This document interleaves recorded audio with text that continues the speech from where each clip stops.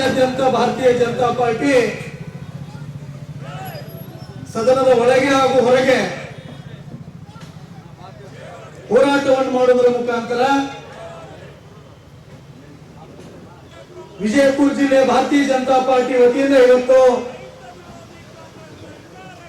ಸನ್ಮಾನ್ಯ ಜಿಲ್ಲೆಯ ಅಧ್ಯಕ್ಷ ಆಗಿರ್ತಕ್ಕಂಥ ಗುರ್ಲಿಂಗಪ್ಪ ಅಂಗಡಿ ಅವರ ನೇತೃತ್ವ ಹಾಗೂ ನಮ್ಮೆಲ್ಲರ ನೆಚ್ಚಿನ ನಾಯಕರು ಹಿಂದಿನ ಕೇಂದ್ರದ ಸಚಿವರು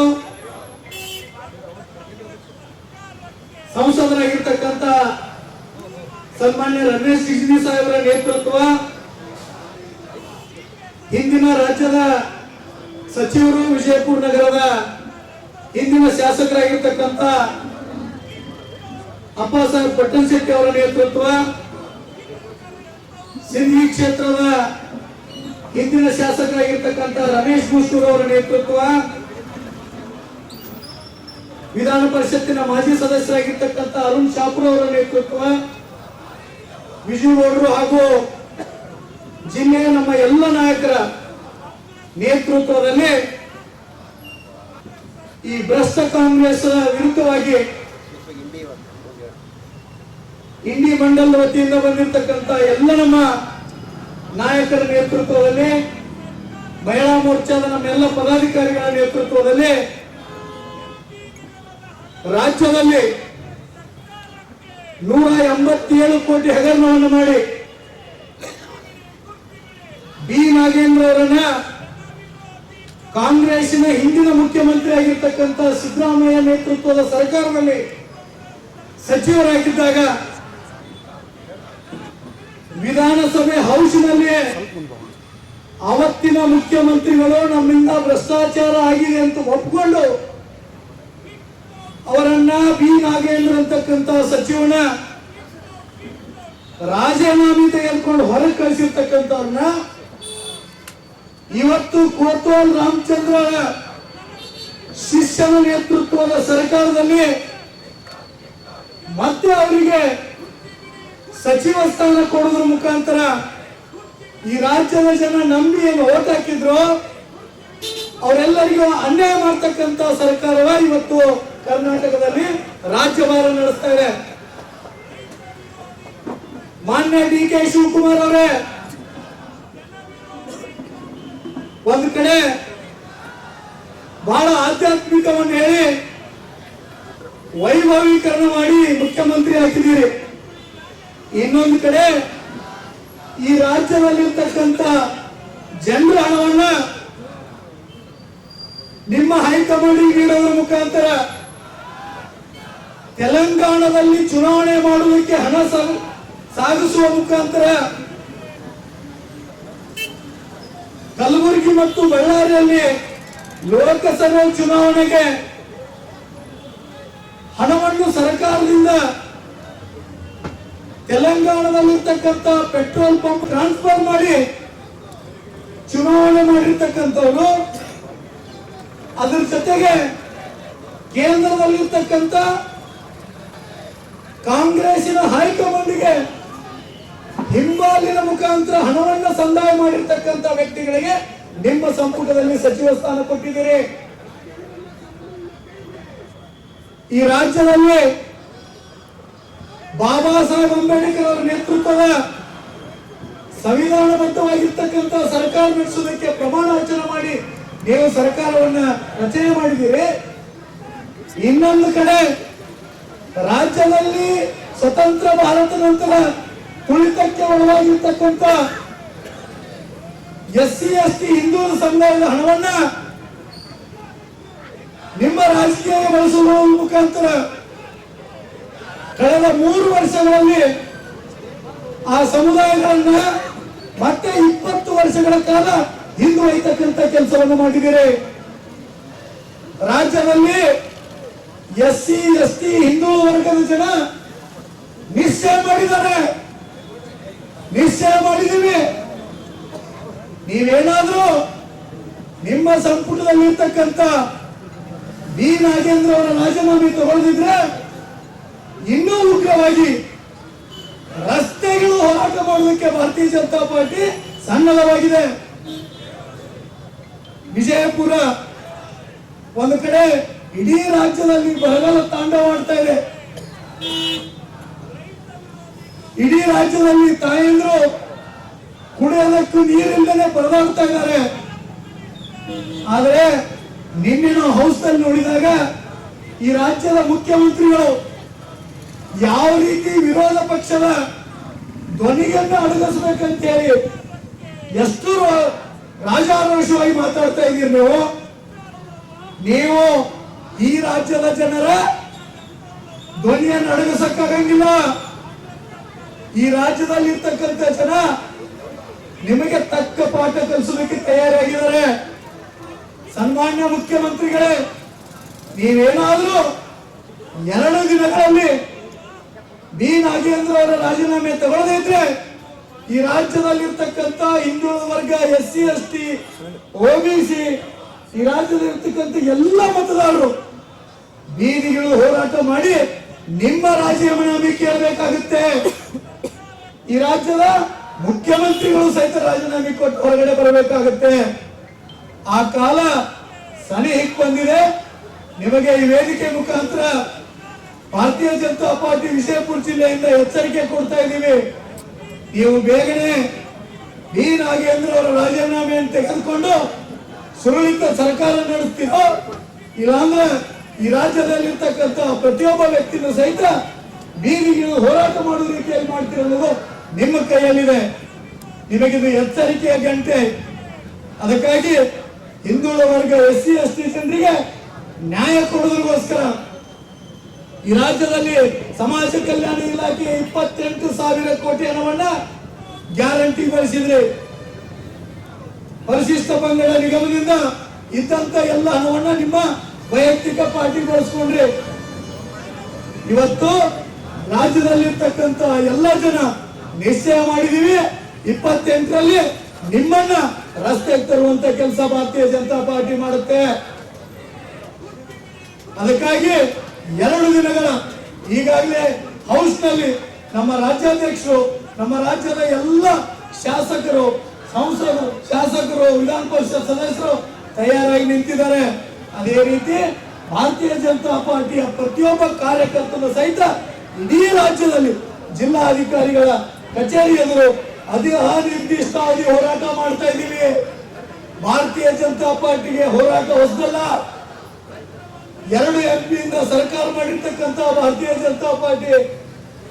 ಅದಕ್ಕಾಗಿ ಎಚ್ಚರಿಕೆಯಿಂದ ಸರ್ಕಾರ ನಡೆಸಿರಿ. DK ಶಿವಕುಮಾರ್ ಅವರೇ, ಎಚ್ಚರಿಕೆಯಿಂದ ನಿಮ್ಮ ಸಚಿವ ಸಂಪುಟದಲ್ಲಿ ಇರ್ತಕ್ಕಂಥ ಬಿ ನಾಗೇಂದ್ರ ಅವರ ರಾಜೀನಾಮೆ ತಗೊಳ್ಳುವ ಮುಖಾಂತರ ಈ ರಾಜ್ಯದಲ್ಲಿರ್ತಕ್ಕಂಥ ಪರಿಶಿಷ್ಟ ಪಂಗಡ, ಪರಿಶಿಷ್ಟ ಜಾತಿ ಹಾಗೂ ಹಿಂದುಳಿದ ಜನರ ಅನುಕೂಲಕ್ಕೆ ಅಣಿ ಮಾಡಿಕೊಡ್ಬೇಕಂತ ಹೇಳಿ ಎಚ್ಚರಿಕೆಯನ್ನು ಕೊಡೋದ್ರ ಮುಖಾಂತರ ನನಗೆ ಮಾತಾಡಕ್ಕೆ ಅವಕಾಶ ಕೊಡ್ತಂತ ನಿಮ್ಗೆಲ್ಲರಿಗೂ ಒಂದಿಷ್ಟು ಮಾತು ಮುಗಿಸ್ತಿದ್ದೇನೆ. ರಾಜ್ಯ ಸರ್ಕಾರದ ವಿರುದ್ಧ ಭಾರತೀಯ ಜನತಾ ಪಕ್ಷದ ಹೋರಾಟದ ನಿರ್ಣಯದ ಅಂಗವಾಗಿ ಜಿಲ್ಲೆಯ ಎಲ್ಲ ಕಾರ್ಯಕರ್ತರು ಇವತ್ತು ಸರ್ಕಾರದ ವಿರುದ್ಧ ಇಲ್ಲಿ ನಾವು ಘೋಷಣೆಯನ್ನ ಕೂಗ್ತಾ ಇಲ್ಲಿ ಕೊಡುತ್ತಿದ್ದೇವೆ. ಇದು ಸರ್ಕಾರ ಎಂಥ ಸರ್ಕಾರ ಇದು ಅನ್ನೋದು ನಮಗಂತೂ ಅರ್ಥ ಆಗ್ತಾನೆ ಇಲ್ಲ. ಸುಮಾರು 18 ವರ್ಷಗಳ ಕಾಲ ನಾವು ಇಲ್ಲಿ ಮಂತ್ರಿಯಾಗಿ ಕೆಲಸ ಮಾಡಿದ್ದೀವಿ. ಹಿಂದೆ ಯಾವತ್ತೂ ಕೂಡ ಸರ್ಕಾರಗಳು ಈ ರೀತಿ ಕಾಂಗ್ರೆಸ್ ಇದ್ರೂ ಕೂಡ ಇಂಥ ಹೊಲಸ ಸರ್ಕಾರ ಇರಲಿಲ್ಲ. ಇವತ್ತು ನೋಡ್ರಿ ಯಾವ ನ್ಯಾಯ ಹೇಳಿ, ಸಿದ್ದರಾಮಣ್ಣವರು ಮುಖ್ಯಮಂತ್ರಿ ಇದ್ದಾಗ ಈ ನಾಗೇಂದ್ರಪ್ಪನವರು ಮಾಡೋದು ನಿಜ ಅಂತೇಳಿ 185 ಕೋಟಿ ರೂಪಾಯಿ ಮಾಡಿರ್ತಕ್ಕಂಥ ಅವ್ಯವಹಾರ ನಿಜ ಅಂತೇಳಿ ಹೇಳಿ ಪುನಃ ಇವತ್ತು ಆ ಸರ್ಕಾರದಲ್ಲಿ ಮಂತ್ರಿ ಪದವನ್ನು ಕೊಡ್ತಕ್ಕಂಥ ಕೆಲಸವನ್ನ, ನಾಚಿಕೆಗೇಡಿ ಕೆಲಸವನ್ನ ಈ ಸರ್ಕಾರದಲ್ಲಿ ಆಗ್ಯದ. ಇದಕ್ಕೆ ಯಾರು ಕೇಳೋರಿಲ್ಲ, ಇದಕ್ಕೆ ಯಾರು ಹೇಳೋರಿಲ್ಲ. ಇವತ್ತು ರಾಜ್ಯ ತುಂಬಾ ಬರಗಾಲ ಬಿದ್ದದ. ಜನ ಕುಡಿಲಕ್ಕೆ ನೀರಿಲ್ಲ ಅಂತಾರ, ದನಗಳಿಗೆ ಮೇವಿಲ್ಲ ಅಂತಾರ. ಜನಗಳಿಗೆ ಕೆಲಸ ಇಲ್ಲ ಅಂತಾರ. ಅಂಥದ್ದೆಲ್ಲ ಬಿಟ್ಟು ಈಗ ನೋಡ್ರಿ, ಕಾಂಗ್ರೆಸ್ನವ್ರು ಏನ್ ಹೇಳ್ತಾರ, ಮುಂಜಾನೆ ಹೇಳೋಣ ಮುಸಲ್ಮಾನ್,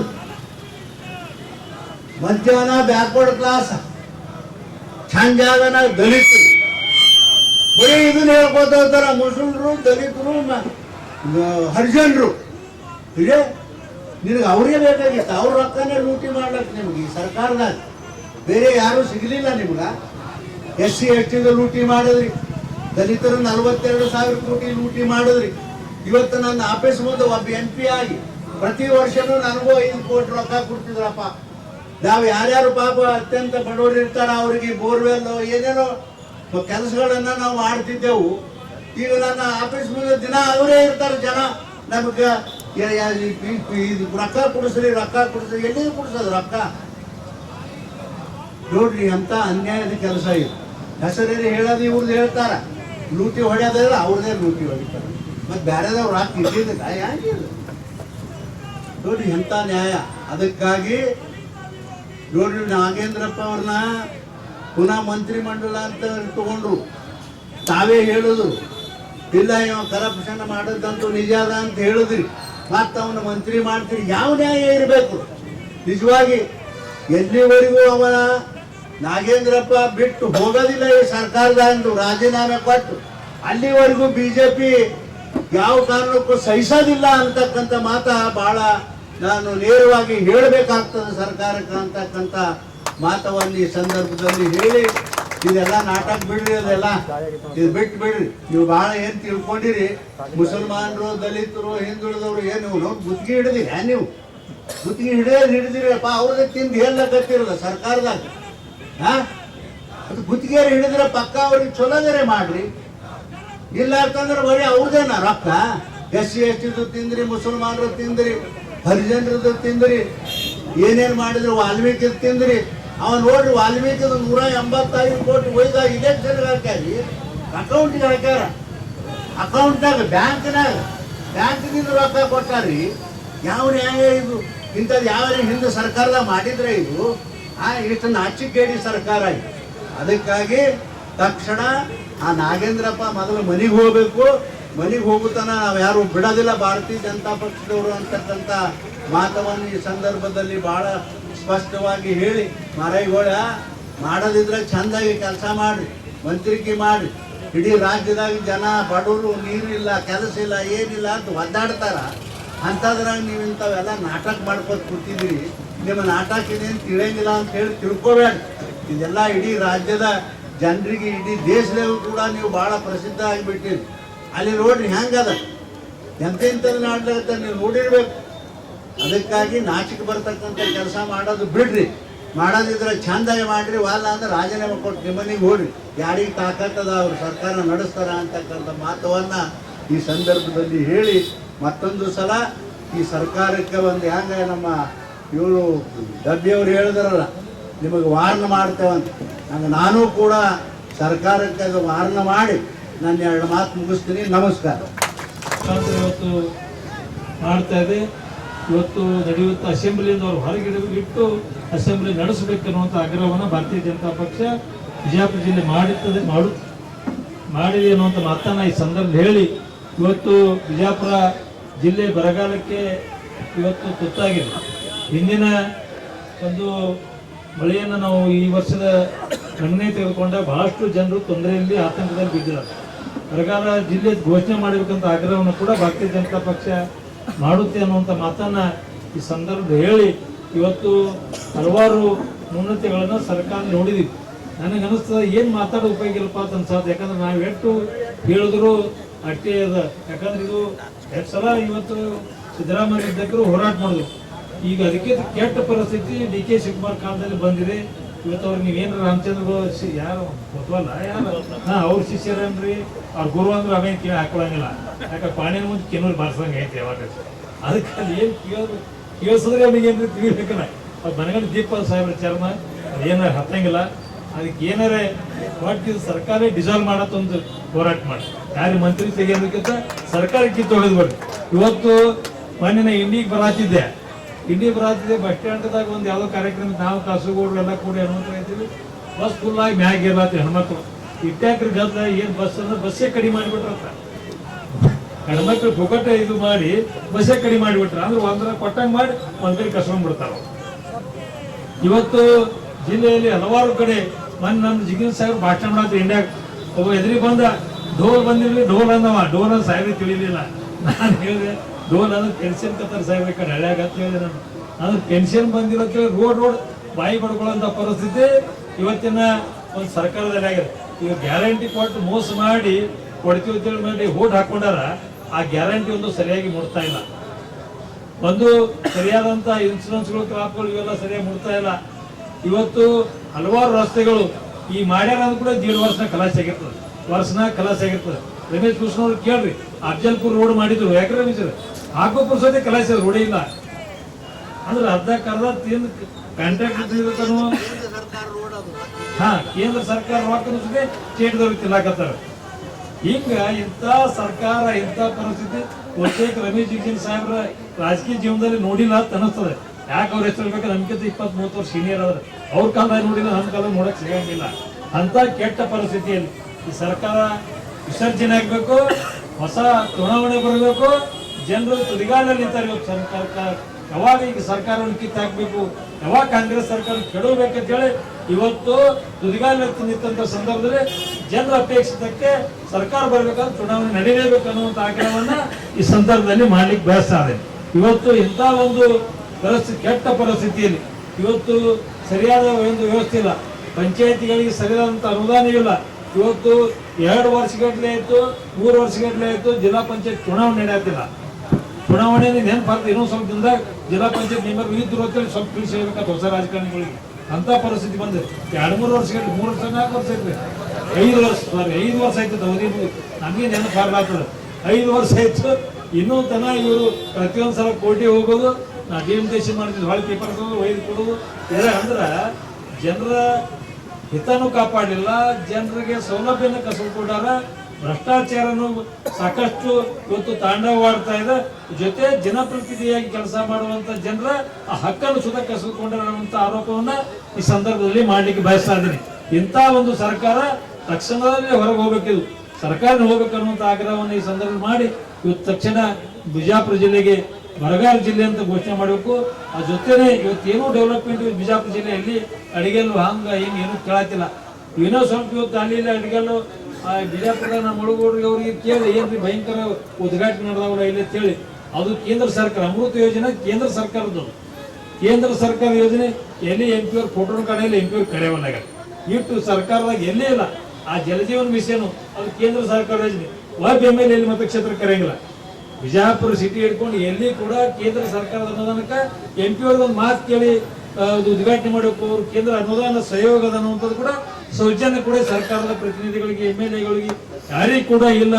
ಇಟ್ಟು ಲಜ್ಜೆಗಡಿದಂಥ ಸರ್ಕಾರವನ್ನು ನಾವು ಈ ಸಂದರ್ಭದಲ್ಲಿ ವಿರೋಧ ಮಾಡೋ ಜೊತೆನೆ ಈ ಸರ್ಕಾರವನ್ನು ತಕ್ಷಣ ಇವತ್ತು ಮಹಿಳೆಯರಿಗೆ ಇನ್ನೂ ನಮ್ಮ ನೆನಪಿಲ್ಲ, ನಮ್ಮ ಕೇಂದ್ರ ಸರ್ಕಾರದಲ್ಲಿ 33% ಕೊಡ್ಬೇಕಂತೇಳಿ ಆ ಕಾನೂನು ತರುವ ಮುಂದೆ ವಿರೋಧ ಮಾಡುವಂತವ್ರು ಇವರು ರಾಜ್ಯದಲ್ಲಿ ಒಂದು ಮಹಿಳಾ ಮಂತ್ರಿಗಳನ್ನು ಮಾಡಿಲ್ಲ. ಇವರು ಎಷ್ಟು ಮಹಿಳೆಯರ ಪರವಾಗಿದ್ದಾರೆ, ಎಷ್ಟು ತಾಯಂದ್ರ ಪರವಾಗಿ. ಇವರೆಲ್ಲ ಯಾರು ಇಂದಿರಾ ಗಾಂಧಿ, ಸೋನಿಯಾ ಗಾಂಧಿ ಅವ್ರಿಗೆ ನಾಯಕತ್ವ ಕೊಟ್ಟು ಒಂದು ಕುಟುಂಬ ಕೊಟ್ಟಾರ ಬಿಡ್ರಿ ನಂಗಿಲ್ಲ. ಆ ತಾಯಂದ್ರಿಗೆ ನ್ಯಾಯ ಕೊಡಕ್ತಾ ಇಲ್ಲ. ಅವ್ರು ಕೊಡುವಂತ ಏನು ಕೇಂದ್ರ ಸರ್ಕಾರ ತಂದಿತ್ತು ಬಿಲ್ ಮಂಡನೆ ಅದನ್ನು ವಿರೋಧ ಮಾಡಿದ್ರು. ಇವರು ನಿಯಮ ಇಟ್ಕೊಂಡು ಯಾವುದೋ ನಿಯಮ ಇಟ್ಕೊಂಡು ವಿರೋಧ ಮಾಡಿ ಆ ತಾಯಂದ್ರಿಗೆ ಕೂಡ ಇವತ್ತು ಅನ್ಯಾಯ ಮಾಡುವಂತ ಕೆಲಸ ಮಾಡಿದೆ. ಇಡೀ ರಾಜ್ಯ ಸಂಪುಟದಲ್ಲಿ ಒಬ್ಬರೂ ಕೂಡ ಮಹಿಳಾ ಪ್ರತಿನಿಧಿಗಳಿಲ್ಲ. ಇದನ್ನು ಕೂಡ ನಾವು ಖಂಡಿಸ್ತೀವಿ ಅನ್ನುವಂತ ಮಾತನ್ನ ಈ ಸಂದರ್ಭ ಹೇಳಿ ಹಲವಾರು ವಿಷಯಗಳಿಗೆ ಈ ಸರ್ಕಾರ ಸಂಪೂರ್ಣ ವಿಫಲ ಆಗಿದೆ. ಈ ಸರ್ಕಾರ ವಿರೋಧವಾಗಿ ಇವತ್ತು ನಡೀತಿರುವಂತಹ ಧರಣಿಯಲ್ಲಿ ನಾವೆಲ್ಲರೂ ಕೂಡ ಭಾಗವಹಿಸಿದ್ದು ಅನ್ನುವಂತ ಮಾತನ್ನು ಹೇಳಿ ತಂಗಿರು ಒಂದು 2 ಮಾತಿಗೆ ವಿರಾಮ ಮಾಡ್ತೀವಿ. ಕಾಂಗ್ರೆಸ್ ಸರ್ಕಾರದ ವಿರುದ್ಧ ನಮ್ಮ ಹೆಮ್ಮೆಯ ಸಂಸದರಂತಹ ರಮೇಶ್ ಜಿಗಜಿನ್ ಸಾಹೇಬರ ನೇತೃತ್ವದಲ್ಲಿ ಎಲ್ಲ ಬಿಜಾಪುರ ಜಿಲ್ಲೆಯ ಮುಖಂಡರ ನೇತೃತ್ವದಲ್ಲಿ ಇವತ್ತು ವಿಶೇಷವಾಗಿ ನಮ್ಮ ಹೋರಾಟ ಎಲ್ಲಿವರೆಗೆ ಈ ಬಿ ನಾಗೇಂದ್ರ ಅವರು ರಾಜೀನಾಮೆ ಕೊಡುವುದಿಲ್ಲವೋ, ಜೊತೆಗೆ ಇವತ್ತು ಬಿಜಾಪುರ ಜಿಲ್ಲೆ ಮಳೆ ಆಗದೆ ಬರಗಾಲ ತುತ್ತಾಗ್ಯದ, ರೈತರ ಪರಿಸ್ಥಿತಿ ಗಂಭೀರ ಆಗ್ಯದ. ಎಲ್ಲಿವರೆಗೆ ನೀವು ಬಿಜಾಪುರ ಜಿಲ್ಲೆಯನ್ನು ಬರಗಾಲ ಅಂತ ಘೋಷಣೆ ಮಾಡುವುದಿಲ್ಲವೋ, ಎಲ್ಲಿವರೆಗೆ ರೈತರ ಸಾಲ ಮನ್ನಾ ಮಾಡುವುದಿಲ್ಲವೋ ಅಲ್ಲಿವರೆಗೆ ನಿರಂತರ ಹೋರಾಟ ಭಾರತೀಯ ಜನತಾ ಪಕ್ಷ ಮಾಡ್ತದೆ ಅಂತಕ್ಕಂಥ ಎಚ್ಚರಿಕೆಯನ್ನ ಇವತ್ತು ಕಾಂಗ್ರೆಸ್ ಸರ್ಕಾರ ಕೊಡುವ ಮೂಲಕ ಇವತ್ತು ನಮ್ಮ ರಾಜ್ಯದ ಅಧ್ಯಕ್ಷರಾದಂತ BY ವಿಜೇಂದ್ರ ಇವತ್ತು ರಾಜ್ಯದಲ್ಲಿ ಕಾಂಗ್ರೆಸ್ ಸರ್ಕಾರ ದುಬಾರಿ ಆಯ್ತು. ಇವತ್ತು ಯಾವ B ನಾಗೇಂದ್ರ ಅವರು ಕಳೆದ ಸಂಪುಟದಲ್ಲಿ ಕೂಡ ತಮ್ಮ ಅವಕಾಶವನ್ನ ತಮ್ಮ ಸಿಕ್ಕಂತ ಮಂತ್ರಿಯ ಪದವಿಯನ್ನ ದುರುಪಯೋಗಪಡಿಸಿಕೊಂಡು ರಾಜ್ಯದ ಬಡ ಜನರ ಏನು ಟ್ಯಾಕ್ಸ್ ಅನ್ನ ಇವತ್ತು ದುರುಪಯೋಗ ಪಡ್ಕೊಂಡು ಇವತ್ತು ಚುನಾವಣೆ ಬಳಸ್ತಕ್ಕಂಥದ್ದು. ಇವತ್ತು ನನಗನ್ನಿಸ್ತದ ಸಿದ್ದರಾಮಯ್ಯ ಸರ್ಕಾರ ಇದ್ದಾಗ ರಾಜೀನಾಮೆ ಮಾಡಿಕೊಟ್ಟಂತ B ನಾಗೇಂದ್ರನ್ನ ಇವತ್ತು DK ಶಿವಕುಮಾರ್ ಸರ್ಕಾರ ಅವ್ರನ್ನ ವಾಪಸ್ ತಗೋತಂದ್ರ ಇವತ್ತು ಡೈರೆಕ್ಟ್ ಆಗಿ ನಾವು ಆರೋಪ ಮಾಡ್ತಾ ಇದ್ದೀವಿ. ಬಿಜಾಪುರ ಜಿಲ್ಲೆ ಭಾರತೀಯ ಜನತಾ ಪಕ್ಷ ಇವತ್ತು DK ಶಿವಕುಮಾರ್ ಅವರ ಮಾರ್ಗದರ್ಶನದಲ್ಲಿ B ನಾಗೇಂದ್ರ ಅವರು ಇವತ್ತು ವಾಲ್ಮೀಕಿ ನಿಗಮದ ಹಣವನ್ನ ಲೂಟಿ ಮಾಡಿದ್ರು ಅಂತಕ್ಕಂಥ ಆರೋಪ ಇವತ್ತು ಮುಖ್ಯಮಂತ್ರಿ ಕೂಡ ನಾವು ಆರೋಪ ಕೊಡ್ತಾ ಇದ್ದೀವಿ. ಆದ್ದರಿಂದ ನಾವು ಹೇಳ್ತಾ ಇದ್ದೀವಿ, ಈಗ ನಮ್ಮ ಮಾಜಿ ಶಾಸಕರಾದಂತ ಮಂತ್ರಿಗಳಾದಂತ ಅಪ್ಪಣ್ಣ ಹೇಳಿದಾಗ ಇವತ್ತು ಸರ್ಕಾರ ವಜಾ ಮಾಡ್ಬೇಕಂತಕ್ಕಂಥ ಏನು ಆರೋಪ ಅದ, ಇವತ್ತು ನಿಜವಾಗಿ ಕೂಡ ಮುಖ್ಯಮಂತ್ರಿ ಜವಾಬ್ದಾರಿಯನ್ನು ಹೊತ್ತು ಇವತ್ತು ನೀವೇ ರಾಜೀನಾಮೆ ಕೊಡ್ಬೇಕಾಗತ್ತೆ ಅಂತಕ್ಕಂಥ ಒತ್ತಡವನ್ನು ಹೇಳಕ್ಕೆ ಇಷ್ಟಪಡ್ತೀನಿ. ನೀವು ಎಲ್ಲಿವರೆಗೆ B ನಾಗೇಂದ್ರ ರಾಜೀನಾಮೆ ತೆಗೆದುಕೊಳ್ಳೋದಿಲ್ಲ ಅವಾಗ ನಿಮ್ಮ ರಾಜೀನಾಮೆ ಕೂಡ ನಮಗೆ ಕೊಡಿಸ್ಬೇಕಂತಕ್ಕಂಥ ಅನಿವಾರ್ಯ ಬರ್ತೈತೆ ಅಂತಕ್ಕಂಥ ಎಚ್ಚರಿಕೆಯನ್ನು ಹೇಳ್ತೇನೆ. ಇವತ್ತು ಆ ನಿಗಮದ ಹಣವನ್ನು ಲೂಟಿ ಮಾಡಿದಂತ B ನಾಗೇಂದ್ರ ಅವರ ಹಣವನ್ನು ಲೂಟಿ ಮಾಡಿದ್ರೆ ನಿಮ್ಮ ಉದ್ದೇಶ ಏನದ ಅಂದ್ರೆ ಏನು ಮಂತ್ರಿಮಂಡಲ ರಚನೆ ಮಾಡಿರಿ, ಎಲ್ಲ ಮಂತ್ರಿಗಳು ಲೂಟಿ ಮಾಡಿ ಅಂತಕ್ಕಂಥ ಸಂದೇಶವನ್ನು ಕೊಡೋದಕ್ಕೋಸ್ಕರ ನೀವು ಲೂಟಿ ಮಾಡಿ ನನಗಷ್ಟು ಅಂತಕ್ಕಂಥ ಏನ ಉದ್ದೇಶ ಐತೆ ಅಂತಕ್ಕಂಥ ಮಾತನ್ನ ಇವತ್ತು ಮುಖ್ಯಮಂತ್ರಿಗಳು ಹೇಳ್ಬೇಕಾಕೈತಿ. ಮುಖ್ಯಮಂತ್ರಿಯವರು ಇವತ್ತು ಅವ್ರ ಮಾತು ಹೇಳಿ ಮಾತಾಡ್ತಾರಂದ್ರೆ ನನಗೆ ಅನ್ಸಕತೈತಿ ಇವತ್ತು ಇವ್ರೇನ ಮುಖ್ಯಮಂತ್ರಿಗಳು ಮುಖ್ಯಮಂತ್ರಿ ಚಂದ್ರ ಇದ್ದಿಲ್ಲ, ಅವರು ಚಂದ್ರ ಅವರು ಮುಖ್ಯಮಂತ್ರಿ ಇರಲಿಲ್ಲ, ಅದೆಲ್ಲರೂ ಅವ್ರು ಮುಖ್ಯಮಂತ್ರಿ ಆಗ್ತೈತಿ. ನನಗೆ ಅನ್ಸಕತೈತಿ ಈ DK ಶಿವಕುಮಾರ್ ಮುಖ್ಯಮಂತ್ರಿ ಅನ್ಸಕತ್ತಿಲ್ಲ. ಯಾಕಂದ್ರೆ ಇವರ ಪ್ರತಿಯೊಂದು ಹೇಳಿಕೆಗೆ ಹೆಂಗದಾವಂದ್ರೆ ಒಂದು ನಾಟಕ ಕಂಪನಿಗಳಿಗೆ ನಾಟಕ ನೋಡ್ತಿರ್ತೀವಿ ನಾವು, ಹಂಗ ನೀವು ನಾಟಕದಾಗ ಮುಖ್ಯಮಂತ್ರಿ ಪಾತ್ರ ಮಾಡಿದಾಗ ಮಾತ್ರ ಬರ್ತಾವ ನಾಟಕದ ಮಾತುಗಳು. ಕೃತಿಯಲ್ಲಿ ತಮ್ಮ ಕೆಲಸ ಹೆಂಗದಾವಂದ್ರೆ ರಾಜ್ಯದ ಜನರ ಮುತ್ತಿಗೆ ಮೇಲೆ ಕಾಲಿಟ್ಟು ಸರ್ಕಾರ ನಡೆಸುವಂತಕ್ಕಂಥ ಒಂದು ಎಚ್ಚರಿಕೆಯನ್ನು ನಡೆಸ್ತಾ ಇರುವಂತಕ್ಕಂಥ ಆರೋಪವನ್ನು ಮಾಡಬೇಕಾಗೈತೆ. ಇವತ್ತು ಬಿಜಾಪುರ ಜಿಲ್ಲೆ ಕೂಡ ಬರಗಾಲ ಬಿದ್ದೈತಿ, ಬೆಳೆ ಬೆಳೀತಾ ಇಲ್ಲ. ತಾವೆಲ್ಲ ನೋಡಿದ್ರಿ, ತಮ್ಮ ಅಧಿಕಾರಿಗಳು ಕೂಡ ಮಾಹಿತಿ ಕೊಟ್ಟಿದ್ದಾರೆ. ಇವತ್ತು ಉಸ್ತುವಾರಿ ಮಂತ್ರಿಗಳು ಕೂಡ ಅಂಬೇಡ್ಕರ್ ಸಾಹೇಬರು ಕೂಡ ಬಿಜಾಪುರ ಜಿಲ್ಲೆಯೆಲ್ಲ ತಿರುಗಾಡಿ ರೈತರಿಗೆ ಭೇಟಿ ಮಾಡಿದ್ದಾರೆ, ಸಮೀಕ್ಷೆ ಮಾಡಿದ್ದಾರೆ. ಆದ್ರೆ ಅವ್ರಿಗೂ ಗೊತ್ತಾಗೈತಿ ಇವತ್ತು ಬಿಜಾಪುರ ಜಿಲ್ಲೆ ಬರಗಾಲದ ತೆಗೆದ ರೈತರ ಕಷ್ಟದಾಗ ಐತ ತಿಂಗೆಲ್ಲ ಗೊತ್ತಾಗಿದೆ. ಸಾಕಷ್ಟು ತಮ್ಮ ಮಾಧ್ಯಮದಲ್ಲಿ ಹೇಳಿದ, ಹೌದು ಬಿಜಾಪುರ ಜಿಲ್ಲೆ ಮಳೆ ಆಗಿಲ್ಲ, ಬೆಳೆ ಬಂದಿಲ್ಲ, ರೈತರ ಹಾನಿ MB ಪಾಲ್ ಹೇಳ ಅಂದ್ರೆ ಯಾವಾಗ ನೀವು ಜವಾಬ್ದಾರಿ ಹೊತ್ತಂತ ಉಸ್ತುವಾರಿ ಮಂತ್ರಿ ಅಂತ MB ಪಾಲ್ ಹೇಳ್ತೀನಿ ನಾನು. MB ಪಾಟೀಲ್ ನೀವು ಇವತ್ತು ಜವಾಬ್ದಾರಿ ಹೊತ್ತಂತ ಉಸ್ತುವಾರಿ ಮಂತ್ರಿ MB ಪಾಟೀಲ್ ನೀವು ಬಿಜಾಪುರ ಜಿಲ್ಲೆಯನ್ನು ಘೋಷಣೆ ಮಾಡದೆ ಹೋದ್ರೆ ಇವರ ಆರೋಪವನ್ನ ನಾವು ಬಿಜಾಪುರ ಜಿಲ್ಲೆಯ ಭಾರತೀಯ ಜನತಾ ಪಕ್ಷ ನಾವು ರಾಜ್ಯ ಕೊಡೋದಿಲ್ಲ. ಆರೋಪವನ್ನ ನಿಮ್ಮ ಬಿಜಾಪುರ ಜಿಲ್ಲೆ ಉಸ್ತುವಾರಿ ಮಂತ್ರಿಯಾಗಿ ಕಾಂಗ್ರೆಸ್ನ ಏನು ಮತಕ್ಷೇತ್ರಗಳಿಗೆ ಕೆಲವು ಮತಕ್ಷೇತ್ರ ಮಂತ್ರಿ MLA ಆಗಿರಿ, ಇದು ಜವಾಬ್ದಾರಿಯನ್ನು ಹೊರಬೇಕು. ನೀವು ಬಿಜಾಪುರ ಜಿಲ್ಲೆಗೆ ನಿಜವಾಗಿ ಇವತ್ತು ಬಿಜಾಪುರ ಜಿಲ್ಲೆ ಜನರ ಬಗ್ಗೆ ನಿಮ್ಗೆ ಕಳಕಳಿ ಇತ್ತಂದ್ರ ಏನು ಬಿಜಾಪುರ ಜಿಲ್ಲೆ ಏನು ಕಾಂಗ್ರೆಸ್ನ ಶಾಸಕರಿದ್ದೀರಿ, ಏನು ಬಿಜಾಪುರ ಜಿಲ್ಲೆ ಉಸ್ತುವಾರಿ ಮಂತ್ರಿಗಳಿದ್ದೀರಿ, ನೀವು ಜವಾಬ್ದಾರಿ ಹೊತ್ತು ರಾಜೀನಾಮೆ ಕೊಡಬೇಕು. ಯಾಕಂದ್ರೆ ನೀವು ಬಿಜಾಪುರ ಜನರ ಮತದಿಂದ ಆರಿಸಿ ಬಂದಿದ್ದೀರಿ. ಬಿಜಾಪುರ ಜನರಿಗೆ ಕಳಕಳಿ ಇತ್ತಂದ್ರ ನೀವು ರಾಜೀನಾಮೆ ಕೊಡಬೇಕು. ಯಾಕಂದ್ರೆ ಮಾನ್ಯ ಮಂತ್ರಿ ಸಿಲ್ಲಾರ್ದ ರಾಜೀನಾಮೆ ಕೊಟ್ಟಿದ್ರಲ್ಲ, ನಿಮಗೆ ವೈಯಕ್ತಿಕವಾಗಿ ಮಂತ್ರಿ ಸ್ಥಾನ ಸಿಗ ರಾಜೀನಾಮೆ ಕೊಡ್ತೀವಿ, ನಿಮ್ ವೈಯಕ್ತಿಕವಾಗಿ ನಿಮ್ಮ ಮಂತ್ರಿ ಸ್ಥಾನ ಸಿಗ ರಾಜೀನಾಮೆ ಕೊಡ್ತೀರಿ ಅಂದ್ರೆ ಇವತ್ತು ರೈತರ ಬದುಕು ನಿಮ್ಗೆ ಕಣ್ಣಿ ಕಾಣೋದಿಲ್ಲ. ಇವತ್ತು ಬಿಜಾಪುರ ಜಿಲ್ಲೆ ಜನರು ರೈತರ ಕಣ್ಣಿ ಕಾಣೋದಿಲ್ಲ. ಇವತ್ತು ಇನ್ಶೂರೆನ್ಸ್ ಕೂಡ ಕಂಪನಿಗಳು ಕೂಡ ಇವತ್ತು ನಿಮ್ಮ ರಾಜ್ಯ ಸರ್ಕಾರ ಆಡಳಿತ ತೆಗೆದ್ರು ಕೂಡ ಆ ಇನ್ಶೂರೆನ್ಸ್ ಕಂಪನಿ ರೇಷನ್ ಸರಿಯಾಗಿ ಬರ್ತಾ ಇಲ್ಲ. ಕಳೆದ ಸಲ ಬಿಜಾಪುರ ಜಿಲ್ಲೆಯ ದ್ರಾಕ್ಷಿ ಬೆಳೆಗಾರ ಏನ್ ಇನ್ಶೂರೆನ್ಸ್ ಕಟ್ಟಿದ್ರು ಆ ಇನ್ಶೂರೆನ್ಸ್ ಕ್ಲೇಮ್ ಕೂಡ ಮುಗಿದ್ರು ಕೂಡ ಆ ಇನ್ಶೂರೆನ್ಸ್ ಕಂಪ್ನಿ ಕೂಡ ತಯಾರಿದ್ರು ಕೂಡ ಇವತ್ತು ರಾಜ್ಯದಲ್ಲಿ ತೋಟಗಾರಿಕೆ ಇಲಾಖೆ ಅಧಿಕಾರಿಗಳು ಆ ದ್ರಾಕ್ಷಿ ಬೆಳೆಗಾರ ಇನ್ಶೂರೆನ್ಸ್ ಕಂಪ್ನಿ ದುಡ್ಡ ಕೊಡಾಗ್ತಾ ಇರಲಿಲ್ಲ. ಕಾರಣ ಇಷ್ಟ, ಇದು ಭಾರತೀಯ ಜನತಾ ಪಕ್ಷದ ಕಾರ್ಯಕ್ರಮ ಅದ, ಇದು ನರೇಂದ್ರ ಮೋದಿ ಅವರ ಕಾರ್ಯಕ್ರಮ ಅದ. ಇದೇನಾದ್ರೆ ದ್ರಾಕ್ಷಿ ಇನ್ಶೂರೆನ್ಸ್ ಬಂಧದಲ್ಲಿ ಸರಿಯಾಗಿ ರೈತರಿಗೆ ಕೊಟ್ಟು ಬಿಟ್ಟು ಅಂದ್ರೆ ನಮ್ಮ ಹೆಸರು ಬಯಲಕ್ಕಂತ ತಿಳಿಸಂದ ನಿಮ್ಮ ಕೈಯಾಗ ಆಡಳಿತ ಕೊಟ್ಟು ಅಧಿಕಾರ ಕೊಟ್ಟು ಕೆಲಸ ಹಚ್ಚಿದ್ರೆ ಆ ನಿಮ್ಮ ಸ್ವಾರ್ಥಕ್ಕಾಗಿ ಬಿಜಾಪುರ ಜಿಲ್ಲೆಯ ಆ ದ್ರಾಕ್ಷಿ ಬೆಳೆಗಾರರ ಇನ್ಶೂರೆನ್ಸ್ ಕಂಪ್ನಿ ಹಣ ಕೊಡ್ಲಿ ಕೂಡ ನೀವು 4 ತಿಂಗಳು ಲೇಟ್ ಮಾಡಿದ್ರಿ. ಈ ರೀತಿ ಪ್ರತಿಯೊಂದು ಹಂತದಲ್ಲೂ ಕೂಡ ಇವತ್ತು ಕೃಷಿ ಇಲಾಖೆಯಲ್ಲಿ ತಮಗೆ ಗೊತ್ತದ, ಇವತ್ತು ಸರ್ಕಾರ ಬಂದು 3 ವರ್ಷ ಆಯ್ತು. ಕೃಷಿ ಬಿಜಾಪುರ ಜಿಲ್ಲೆ ಬರಗಾಲ ಪರಿಸ್ಥಿತಿ ಇರ್ತದಂತಕ್ಕಂಥ ಗೊತ್ತಿದ್ರು ಕೂಡ ಇವತ್ತು ಹನಿ ನೀರಾವರಿ ಇರ್ಬೋದು, ಡ್ರಿಪ್ ಸ್ಪ್ರಿಂಕ್ಲರ್ ಅನ್ನ ಕಳೆದ ನಾವು 30-40 ವರ್ಷ ಧಾರಾಕಾರ ಸಿಗ್ತದೆ ರೈತರಿಗೆ. ಆದ್ರೆ ಇವತ್ತು ಯಾವ್ದ್ರ ಒಬ್ಬರಿಗೂ ಸ್ಪ್ರಿಂಕ್ಲರ್ ಸಿಗಂಗಿಲ್ಲ, ಒಂದು ಡ್ರಿಪ್ ಮಾಡ್ಬೇಕಾದ್ರೆ ಒಂದು ಟ್ರಾಕ್ಟರ್ ಇಂಪ್ಲಿಮೆಂಟ್ ಸಿಗ್ತಾ ಇಲ್ಲ. ಇವತ್ತು ರೈತರ ಪರಿಸ್ಥಿತಿಯನ್ನ ರೋಡಿಗೆ ತಂದಂತ ಸರ್ಕಾರ ಕಾಂಗ್ರೆಸ್ ಸರ್ಕಾರ. ನೀವೆಲ್ಲ ರೈತರ ಮಕ್ಕಳು ಹೋಗ್ತೀರಿ.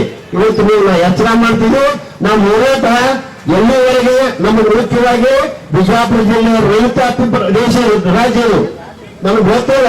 ಬಿಜಾಪುರ ಜಿಲ್ಲೆ ರಾಜ್ಯದಲ್ಲಿನ ಇವತ್ತು ಕೃಷಿ ಪ್ರೊಡಕ್ಷನ್ದಲ್ಲಿ ಬಿಜಾಪುರ ಜಿಲ್ಲೆ 2ನೇ ಸ್ಥಾನವಾಗಲ್ಲ. ಯಾಕಂದ್ರೆ ಬಿಜಾಪುರ ಜಿಲ್ಲೆ ಗುಂಡುಗಾಡಿ ಪ್ರದೇಶ ಅಲ್ಲ, ಇನ್ನು ಬಂಜಾರ ಭೂಮಿ ಇಲ್ಲ. ಇಲ್ಲಿ ಏನ್ ಅಂದ್ರೆ ಫಲವತ್ತಾದ ಭೂಮಿ ಜಿಲ್ಲೆಯಾಗ. ಆದ್ರಿಂದ ಬಿಜಾಪುರಕ್ಕೆ ಕೃಷಿ ಹೆಚ್ಚು ಒತ್ತಡ ಕೊಡ್ತಕ್ಕಂಥ ಜವಾಬ್ದಾರಿ ಇರಬೇಕು. ಇವತ್ತು ನೀರಾವರಿ ಯೋಜನೆ ಕೂಡ ಇವತ್ತು ವಿಫಲ ಆಗ್ಯದ. ಕಳೆದ 3 ವರ್ಷ ಆಯ್ತು, 3 ಸಂತರಿಸಬೇಕಾದ ನಿಮಗೆ. ಇವತ್ತು ಆಲಮಟ್ಟಿ ಆನೆಕಟ್ಟು 3ನೇ ಹಂತ ಮುಗಿತಂದ್ರೆ ಇವತ್ತು ಸುಮಾರು 3,57,000 ಹೆಕ್ಟರ್ ನೀರಾವರಿ ಆಗ್ತದೆ. ಅಂದ್ರೆ 8 ಲಕ್ಷ ಎಕರೆ ನೀರಾವರಿ ಆಗ್ತದೆ. ಇಲ್ಲಿವರೆಗೆ ಬಿಜಾಪುರ ನೀರಾವರಿ ಆಗೇ ಇಲ್ಲ. ಯಾರು ಇವತ್ತು ಬಿಜಾಪುರ ಜಿಲ್ಲೆಯಲ್ಲಿ ಕಾಂಗ್ರೆಸ್ ಸರ್ಕಾರ ನೀರಾವರಿ ಮಾಡಿ ನಾವು ಉಸ್ತುವಾರಿ ನೀರಾವರಿ ಮಾಡಿ ತಿಳ್ಕೊತೀವಿ. ಆದ್ರೆ ಬಿಜಾಪುರ ಜಿಲ್ಲೆ ನೀರಾವರಿ ಆಗೇ ಇಲ್ಲ. ಇನ್ನು ಕಳೆದ 60 ವರ್ಷ ಲೆಕ್ಕ ತಗೊಂಡ್ರೆ ಬಾಳ 80,000 ಹೆಕ್ಟರ್ ನೀರಾವರಿ ಐತಿ ಹೇಳ್ತೀನಿ. ಆದ್ರೆ ಆಲಮಟ್ಟಿ ಆನೆಕಟ್ಟಿನ ಒಂದು ಕಾರ್ಯಕ್ರಮ 3ನೇ ಅಂತ ಮುಗೀತಂದ್ರ ಕೃಷ್ಣಾಂಬ ಅಂತ 3ನೇ ಅಂತ ಮುಗೀತಂದ್ರ 3,57,000 ಅಂದ್ರೆ 8 ಲಕ್ಷ ಎಕರೆ ನೀರಾವರಿ ಆಗ್ತೈತಿ. ಇದು ಮೊದಲನೇ ಬಿಟ್ಟು ಇದಕ್ಕೆ ನೀವು ಹೆಚ್ಚು ಒತ್ತ ಕೊಡಬೇಕು. ಇದು ಸಾಕಷ್ಟು ರೈತರ ಜಮೀನು ಮೇಲ್ಗಡೆಗೆ ಹಣ ಕೊಡ್ತಾ ಇಲ್ಲ. ಇವತ್ತು ಅಲ್ಲಿ ಬಿಡದಿಗೆ ಅಲ್ಲಿ 3 ಕೋಟಿ ಕೊಡ್ತೇವೆ ಜಮೀನು ಕೊಡುವಂತ ಸರ್ಕಾರ ಇವತ್ತು ಬಿಜಾಪುರ ಜಿಲ್ಲೆ ಜಮೀನು ಏನಾಗಿದೆ.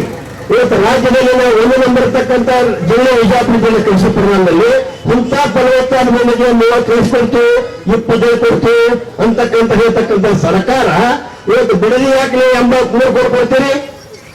ಈ ರೈತರ ಪಾಪ ಮಾಡಿದ್ರೆ ನಿಮಗೆ ಇದು ಯಾರು ಕೇಳಬೇಕು. ನಮ್ಮ ಅಧಿಕಾರದಿಂದ ಕಲಿತ ಕಾಂಗ್ರೆಸ್ ಶಾಸಕರು ಇವತ್ತು ಕಾಂಗ್ರೆಸ್ ಉಸ್ತುವಾರಿ ಮಂತ್ರಿಗಳು ಇದನ್ನು ಕೇಳಿ ಈ ನಮ್ಮ ಏನಿಂದ ಅದು ವಿಶೇಷವಾಗಿ ಉಸ್ತುವಾರಿ ಮಂತ್ರಿ ಇರ್ತಕ್ಕಂಥ ಬಹಳಷ್ಟು ಏರಿಯಾ ಮುಗಡೆ ಇರೋದ್ರಿಂದ ನಾ ಅವ್ರಿಗೆ ಮನವಿ ಮಾಡ್ತೀನಿ. ನೀವು ಬೇಗ ನಾನು 30 ಲಕ್ಷ 20 ಲಕ್ಷ ಬಿಡಿ. ಯಾಕಂದ್ರೆ ಜಮೀನು ಕಿಮ್ಮತ್ ಬಹಳ ಆಕೈತಾವೆ. ರೈತರ ತೊಳಕಟ್ಟಾರೆ 50 ಲಕ್ಷ 60 ಲಕ್ಷಕ್ಕೆ ನಡೆದಾವ್. ಇವರು 1 ಕೋಟಿವರೆಗೆ ಬಿಜಾಪುರ ಜಿಲ್ಲೆ ರೈತರಿಗೆ ಕೊಡಿಸುವ ಮೂಲಕ ಇವತ್ತು ಕಾಂಗ್ರೆಸ್ನ ಶಾಸಕರು ಕಾಂಗ್ರೆಸ್ನ ಮಂತ್ರಿಗಳು ಈ ಕೆಲಸ ಬಿಜಾಪುರ ಜಿಲ್ಲೆಗೆ ಅನುಕೂಲ ಮಾಡಿಕೊಡ್ಬೇಕಂತಕ್ಕಂಥ ಒಂದು ಮನವಿಯನ್ನು ಮಾಡಿ ನನ್ನ ಮಾತನ್ನು ಮುಗಿಸ್ತಾ ಇದ್ದೀವಿ. ಅದೇ ರೀತಿ ನಾವು ಹೋರಾಟವನ್ನು ಯಾವ ರೀತಿ ಹಮ್ಮಿಕೊಂಡಿದ್ದೀವಿ ಅಂದ್ರೆ ಇವತ್ತು ಪ್ರಾರಂಭ ಆಗಿತ್ತು ಇಂಡಿ ತಾಲೂಕಿನಿಂದ. ಇವತ್ತು ಸಾಕಷ್ಟು ನಿರ್ಧಾರ ಇಂಡಿ ತಾಲೂಕಿನ ರೈತರು ಬಂದಿದ್ದಾರೆ. ಜೊತೆಗೆ ಬಿಜಾಪುರ ಜಿಲ್ಲೆ ಎಲ್ಲ ಪದಾಧಿಕಾರಿಗಳು ಸಾಥ್ ಕೊಟ್ಟಿದ್ದೀವಿ. ಈ ರೀತಿ ಪ್ರತಿದಿನ ಒಂದಿನ ಪ್ರತಿ ಮತಕ್ಷೇತ್ರದ ಒಂದು ಕಾರ್ಯಕ್ರಮ ಹಾಕೊಂಡಿದ್ದೀವಿ. ಇವತ್ತು ವಿಶೇಷವಾಗಿ ನಮ್ಮ ಕಾಸರಗೋಡು ನಮ್ಮ ಹನುಮಂತರಾಯಗೌಡರ ನೇತೃತ್ವದಲ್ಲಿ ಇವತ್ತು SF ಪಾಂಡ್ಯ ಸಾಕಷ್ಟು ಇಂಡಿಯಾ ಇವತ್ತು ನಾಯಕರಿಲ್ಲ ಎಲ್ಲ ನಾಯಕರ ನೇತೃತ್ವದಲ್ಲಿ ಇವತ್ತು ಇಂಡಿಯಾ ಮತಕ್ಷೇತ್ರ ನಾಯಕರ ನೇತೃತ್ವದಲ್ಲಿ ಹೋರಾಟವಿದೆ. ಮುಂದಿನ ದಿನ ನಾಳೆ ದಿನ ಮತ್ತೆ ಒಂದು ಮತಕ್ಷೇತ್ರ. ಈ ರೀತಿ ಎಲ್ಲಿವರೆಗೆ ನ್ಯಾಯ ಸಿಗುವುದಿಲ್ಲ ಅಲ್ಲಿವರೆಗೆ ನಾವು ಭಾರತೀಯ ಜನತಾ ಪಕ್ಷ ಜಿಲ್ಲಾಧ್ಯಕ್ಷರಾಗಿರ್ತೀನಿ. ಈ ಸರ್ಕಾರಕ್ಕೆ ಇದನ್ನು ತೊಳೆಯತಕ್ಕ ನಾವು ಬಿಡುವಂತಕ್ಕಂಥ ಎಚ್ಚರಿಕೆಯನ್ನು ಕೊಟ್ಟು ನನ್ನ ಮಾತನ್ನು ಮುಗಿಸ್ತಾ ಇದ್ದೀನಿ.